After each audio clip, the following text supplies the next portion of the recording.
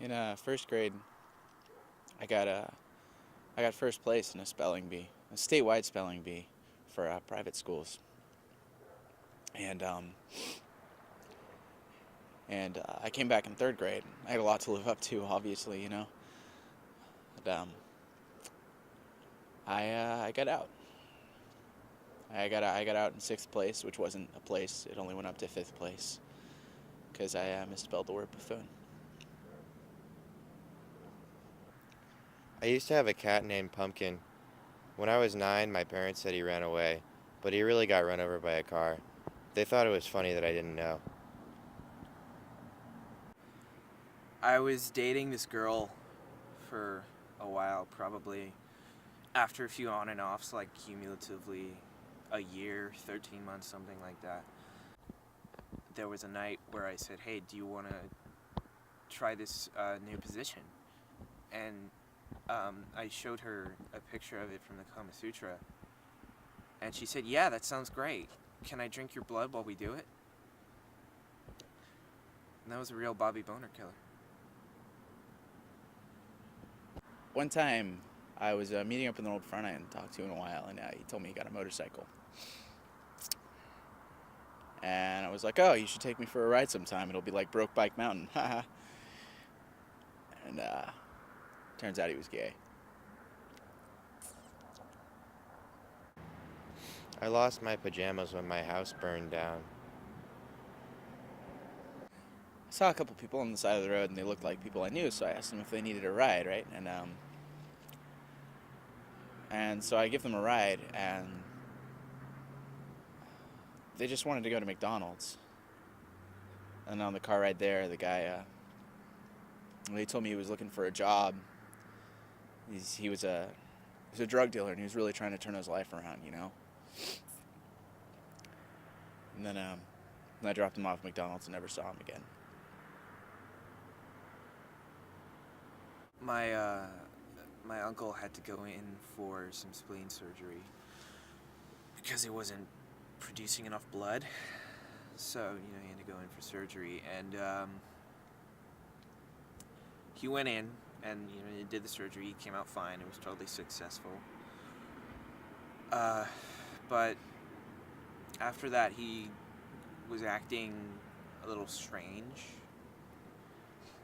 He would stay up really, really late, to the point where he just became like totally nocturnal, and he wouldn't come out during the day at all, which wasn't good for his hunting hobby, because you leave when it's dark, but you need daylight. And he couldn't golf either, which really affected his relationship with my dad, because that's all they ever did, because it's the only way they knew how to bond.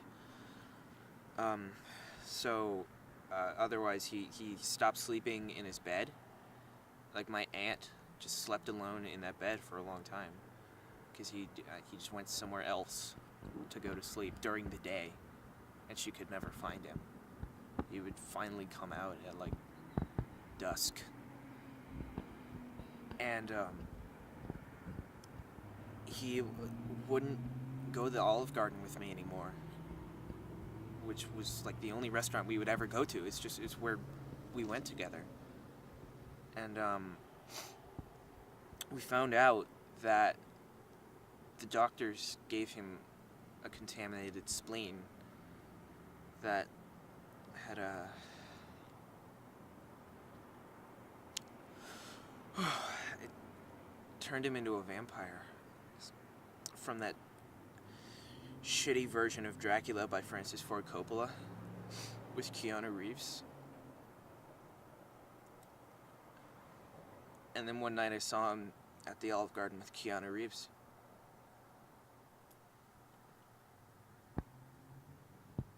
There was this party once, and there weren't any chips, and I wasn't invited. Sometimes I feel like I don't even have my own voice.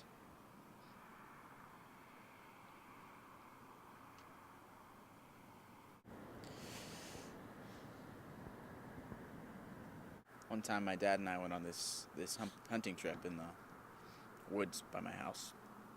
So when I was growing up, we had this house with a lot of land, and I used to go hunting from time to time. You know, there wasn't any law against it, so it was my first hunting trip with my dad, and he taught me how to use the rifle, taught me how to clean it, load it, everything like that, and I was feeling pretty good. And I see this deer run by, and I say, Dad, look, there's one. He's like, go get it, son, you got it. I aim my rifle, just like my dad taught me, and I take aim, and I shoot this deer right as it's running through these bushes. And I swear I hit it, so I run over, and it's right at the edge of the forest, you know? And I look at my kill.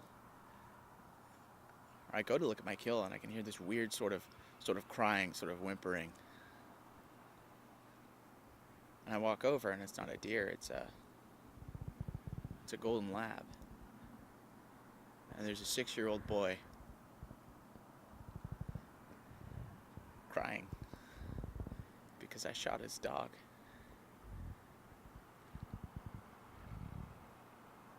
And I didn't know what to do.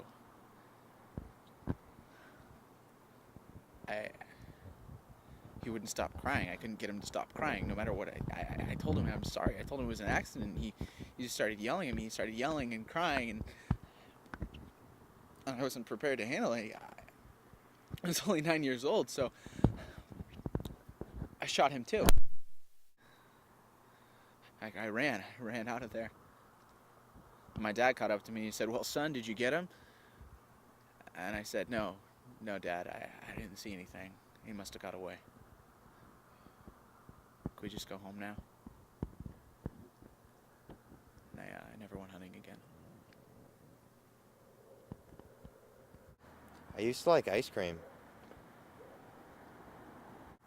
I used to be in Boy Scouts, and we'd go on camping trips every now and then.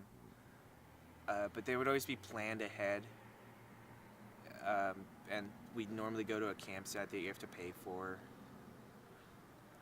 And as I got older, as I was going up the ranks with my friends, we decided, hey, let's just do a trip without the rest of the troop. Let's just do it on our own for fun. And we ended up going to this forest, this just kind of unnamed forest in California.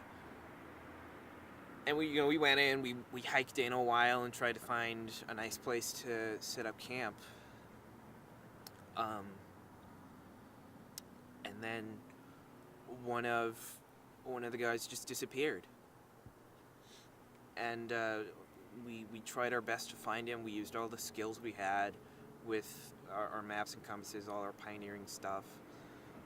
We even set up like a trap in case he walked into it, and then we would be able to come back and find him. But then another one of the guys disappeared. And then another, and it was getting really scary. It was just down to a couple of us. And so we pulled out our guns because we thought, hey, maybe we're just getting picked off by something. And then something shot at one of us, like blew the guy's arm completely off and just mutilated him. There was blood everywhere, and that happened to the rest of the guys. We didn't know what it was, and then it was finally down to just me.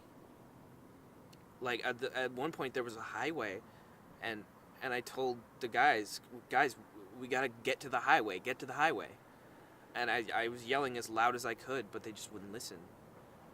So when it was down to just me, I found what was picking us off was this, I don't even know, just this guy.